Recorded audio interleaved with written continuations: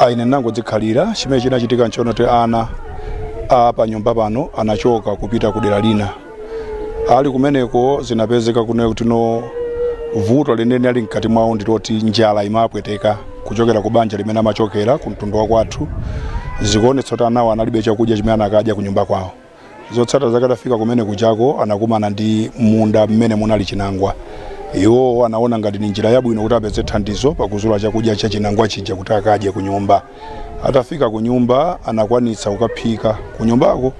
Andizimene zachititsa zoti ana angapo amene anadya chinangwa chija usiku ndumene timalandira malipoti kuti ayamba kumva kupweteka m'mimba. Zotsatira anatengedwa ku chipatala kumene timakamva zoti ana awiriwo atsirizika.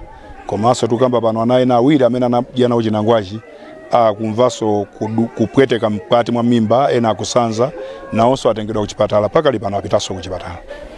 Tingale ndikudala kunokoza khudza kwambiri chifukwa mavuto amene tinali nawo kuchokera ku Fred ucha zinakhudza kwambiri dera lino lambiri loti mvula sinabwere bwino komanso inakhudza kwambiri ng'amba imene chinakhudza kwambiri kuti anthu ambiri sanatokolola zokudya zoyenera kuti ankathe kudya kumbali yawo ndi kumakwanitsa kusamalira mabanja awo moti mabanja ambiri kudala lino ndokhudzidwa ndi njalayo.